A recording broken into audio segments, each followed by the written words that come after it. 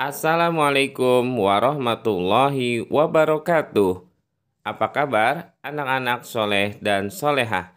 Semoga selalu dalam keadaan sehat walafiat dan dalam lindungan Allah Subhanahu wa Ta'ala. Amin. Jangan lupa untuk selalu menerapkan 5M, memakai masker, mencuci tangan dengan sabun, menjaga jarak, mengurangi mobilitas di luar rumah, dan menghindari kerumunan. Pada hari ini, kita ada pelajaran pendidikan agama Islam dan budi pekerti. Sebelum kita memulai pelajaran, marilah sama-sama kita mengangkat kedua tangan kita dan membaca doa sebelum belajar. Bismillahirrahmanirrahim. Rabbi zidni ilma warzuqni fahma. Amin.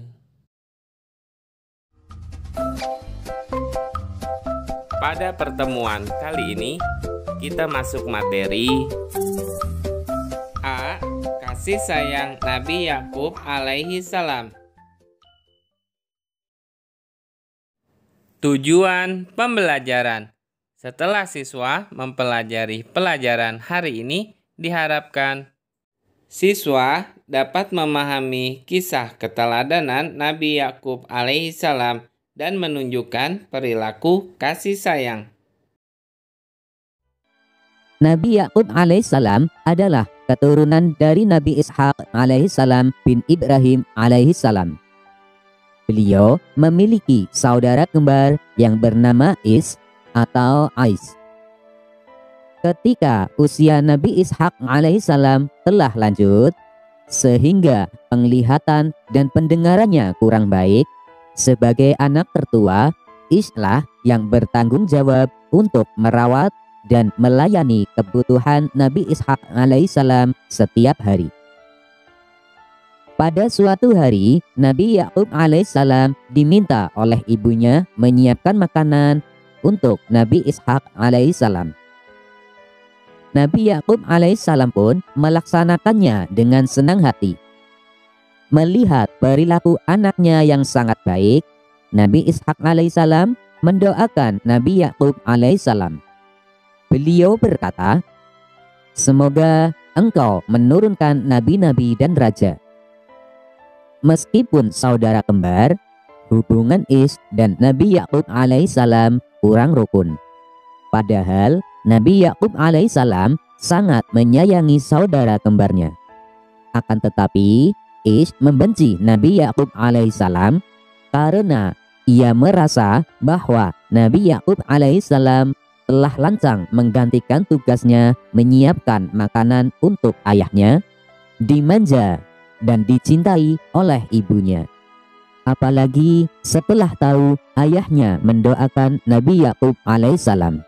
Seharusnya doa itu adalah untuk dirinya dan bukan untuk Nabi Yakub alaihissalam.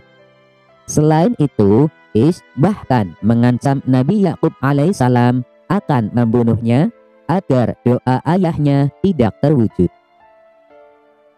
Mengetahui hubungan Is dan Nabi Yakub alaihissalam tidak harmonis, Nabi Ishak alaihissalam sebagai ayah menyuruh Nabi Yakub alaihissalam untuk pergi berhijrah ke Paddan Aram, ke rumah pamannya. Nabi Yakub alaihissalam pun menuruti perintah ayahnya.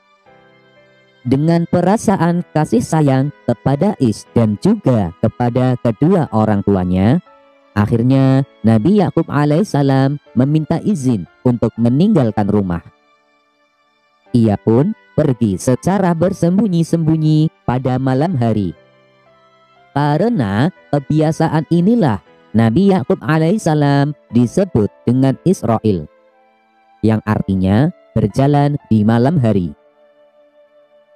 Paman Nabi Yakub alaihissalam merupakan seorang yang dermawan. Melihat perilakunya yang terpuji tersebut, Nabi Yakub alaihissalam pun menirunya dan beliau menjadi seorang yang dermawan. Pada suatu malam, Nabi Yakub alaihissalam bermimpi bertemu dengan Allah Subhanahu wa Ta'ala yang mengatakan bahwa kelak ia akan mendapatkan keturunan yang soleh dan bumi ini akan menjadi miliknya dan keturunannya. Nabi Yakub alaihissalam diutus Allah Subhanahu wa Ta'ala untuk mengajak umatnya di daerah Kan'an untuk menyembah Allah Subhanahu wa Ta'ala dan memimpin umatnya ke jalan yang benar. Melihat perilaku terpuji Nabi Yakub alaihissalam, pamannya pun menikahkan Nabi Yakub alaihissalam dengan putrinya. Nabi Yakub alaihissalam terkenal sangat sayang kepada umatnya, keluarganya, dan anak-anaknya. Karena sikap kasih sayangnya itulah Allah Subhanahu wa Ta'ala selalu memberikan perlindungan kepada Nabi Yakub alaihissalam dari perbuatan jahat musuh-musuhnya. Selain dengan putri pamannya, Nabi Yakub alaihissalam pun menikah dengan wanita lainnya.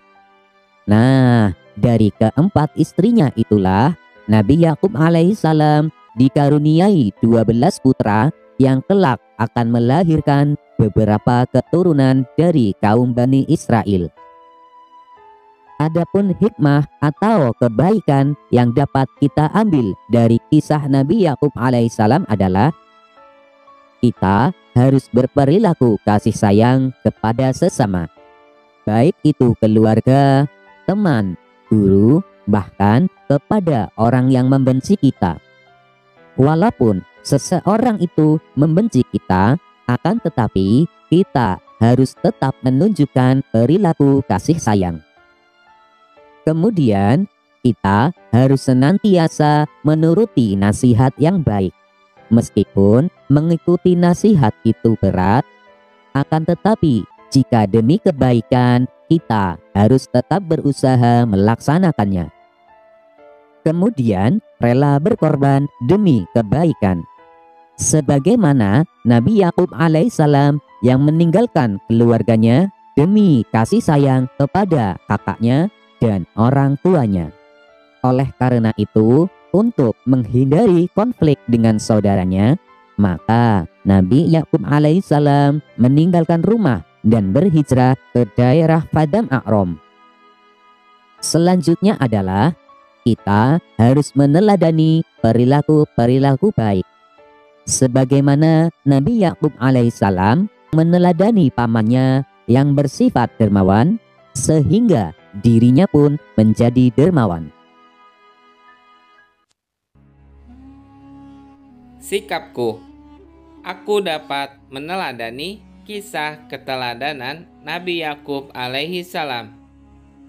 Untuk link soal latihan ada di kolom deskripsi. Telah selesai pembelajaran kita pada kali ini. Marilah sama-sama kita tutup dengan pembacaan hamdalah. Alhamdulillahirabbil alamin. Semoga ilmu yang telah kita pelajari menjadi ilmu yang bermanfaat di dunia dan di akhirat. Bapak akhiri, wassalamualaikum warahmatullahi wabarakatuh.